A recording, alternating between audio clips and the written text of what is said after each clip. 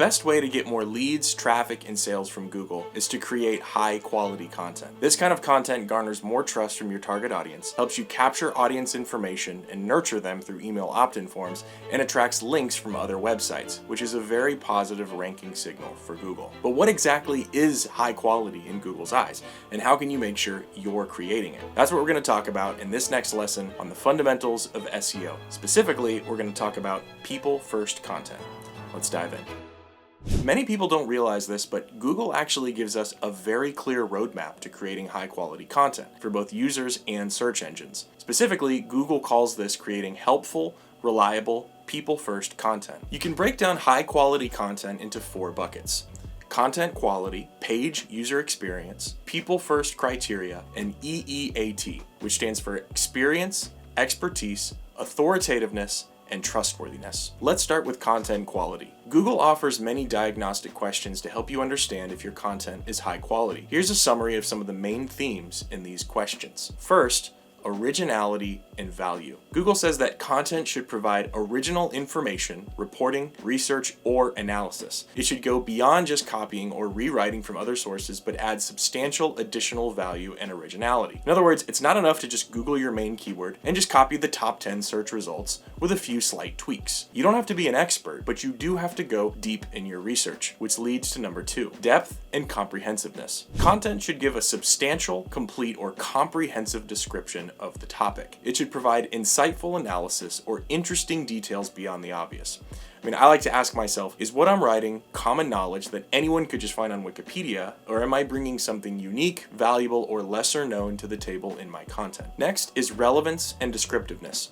Now, we'll talk more about this when we talk about on-page SEO, but basically, headings and page titles should contain your target keyword, be descriptive, and provide a helpful summary of the content without being exaggerated or shocking. Next, we have trustworthiness and authority. Google says that content should be of a quality that users would want to bookmark, share, or recommend it to a friend. Specifically, Google even says the material should be of a standard that could be referenced in reputable publications like magazines, encyclopedias, or books. Good rule of thumb is when you publish the content, is it something that you're actually proud of and you aren't embarrassed to have your name attached to? For example, this guide on how to be a remote manager published by GitLab is so comprehensive and helpful that I actually could see it being published as a hardcover book. It's no wonder that it ranks number 2 in Google for the keyword how to be a remote manager. Next, we have comparative value. The content should offer substantial value when stacked against other pages in search results.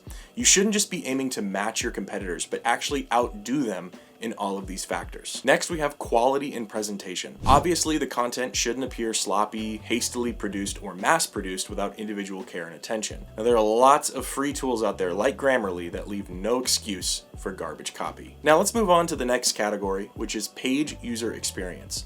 Even if your content is incredible, groundbreaking, 10 times better than your competitors, if your users have a frustrating experience while on your page, that will likely hurt your search rankings. Google summarizes good page experience in the following ways. Firstly, your page has good core web vitals.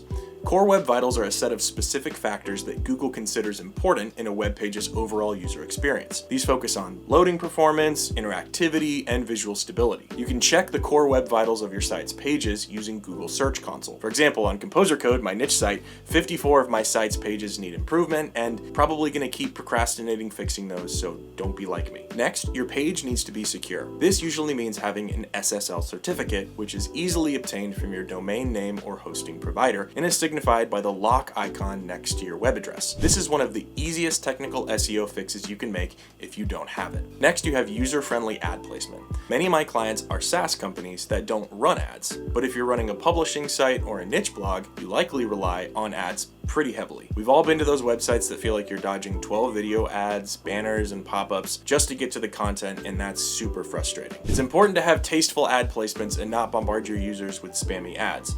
It hurts rankings and also just looks really tacky. Another thing Google mentions is intrusiveness. Things like overlays and pop-ups that block content, disrupt the user experience, and should be avoided. Next, we have navigation and accessibility. Your site design should make it evidently clear what the main content is versus any other content. A bad example of this is a website where the main menu is too cluttered with too many options, lacking clear category labels, has essential content buried under multiple subpages, or uses ambiguous icons without text descriptions. Thankfully, most WordPress WordPress, Shopify, or Webflow themes are built with accessibility and navigation best practices out of the box. So unless you're really breaking stuff on your website, you likely don't need to worry about this. Now, Google's third category for high quality content is their people first criteria. The internet is better when we write for people, not for Google itself. Google is continually refining their algorithm to reward content written for people and punish content written just to appease the robots. Remember my definition of SEO from previous videos: giving searchers exactly what they're looking for in the exact format Google wants you to give it. Searchers take first priority,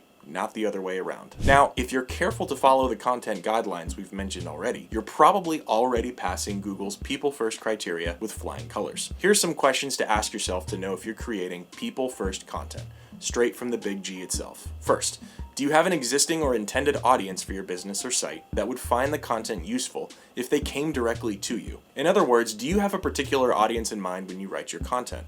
In the SaaS world, we call this your ICP, or Ideal Customer Profile.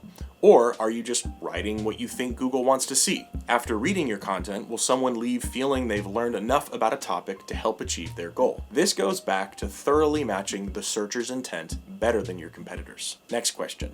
Are you producing lots of content on many different topics in hopes that some of it might perform well in search results? Now, this one in particular hit me hard. I have been guilty of going after those low competition, high volume keywords just to get those traffic numbers up. Now, that's fine to do that, so long as the topics are related to your core website offering and are actually useful to your users. We'll talk more about that when we go over keyword research. Next question. Are you mainly summarizing what others have to say without adding any value?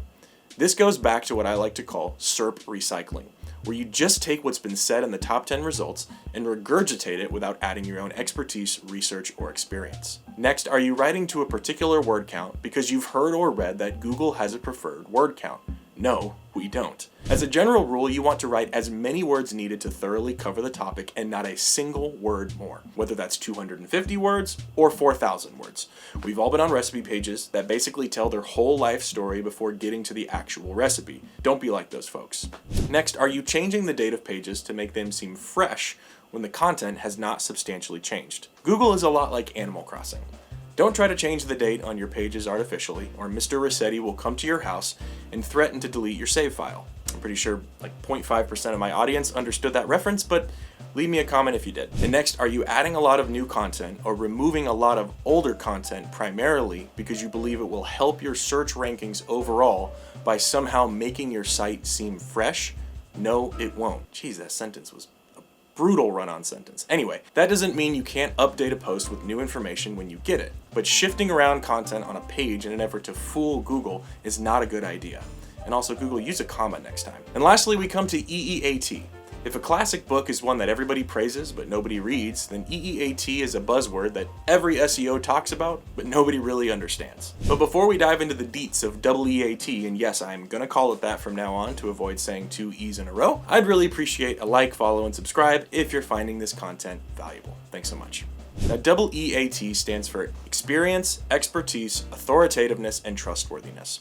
Google uses these principles to rank the quality and relevance of content, but out of these 4, trust, according to Google, is the pinnacle. While all elements contribute to trust, not all of them need to be present in every piece of content. Now, this is important. You don't need to be an expert in a topic to write on it. Some content might be valued for its sheer experience, while others might be sought after for its expertise. Interestingly, while EEAT isn't a direct ranking factor, Google does prioritize content with strong EEAT, especially for sensitive topics affecting health, finance, or safety, what's termed as your money or your life topics, or YMYL. SEOs used to think that all you had to do was put the author's name in the byline and boom, you're good to go, EEAT satisfied. But a recent conversation surfaced by Charles Float on Twitter confirmed that Google is not checking people's on-page criteria to make sure they're actually experts, and EEAT is likely more influenced by off-page signals, like backlinks, which we'll talk about in another lesson. So wait, Google, if EEAT isn't a ranking signal, then how do you assess it?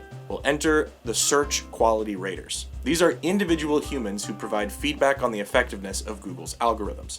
Their role is to evaluate if content aligns with EEAT principles. Though they don't directly influence rankings, their feedback plays a pivotal role in refining Google's algorithms. To break it down further, Google recommends thinking about EEAT along the axis of who, how, and why? Who zeroes in on content authorship? Can visitors easily identify who wrote the content? Does it have a byline? Is there additional information on the author's expertise and background? And I know I did just say that Google said that they're not going line by line and checking your author bylines, clearly indicating who wrote the content, according to Google, directly supports EEAT signals, so it's just a best practice. Now, how deals with the method of content creation, with product reviews, for example. Understanding how tests were conducted, what products were assessed, and seeing any supporting evidence like photos can significantly boost trust. And no, I don't mean stock photos or photos copied and pasted from the Amazon listing. Now, the why might be the most critical question of all and goes back to people first content. Are you crafting content to genuinely assist users or merely to draw search engine traffic? If the motivation leads toward the latter, especially if automation is used manipulatively to generate content, it's straight up seen as spam in Google's eyes. In essence, the core of EEAT is authenticity, transparency, and a genuine intent to provide value. If you align your content with these principles, you're on a path that Google, and more importantly, your audience, will definitely appreciate. Plus, you don't have to be scared of algorithm changes. So by focusing on the 4 pillars, content quality, page UX, people first criteria, and EEAT, you can create content that not only ranks well on Google, but also genuinely engages your audience, leading to more leads, traffic, and sales for your business. In the next video, we'll talk all about the foundation of a good SEO and content strategy, and that's keyword research. I'm super excited to talk about it, and I'll see you there.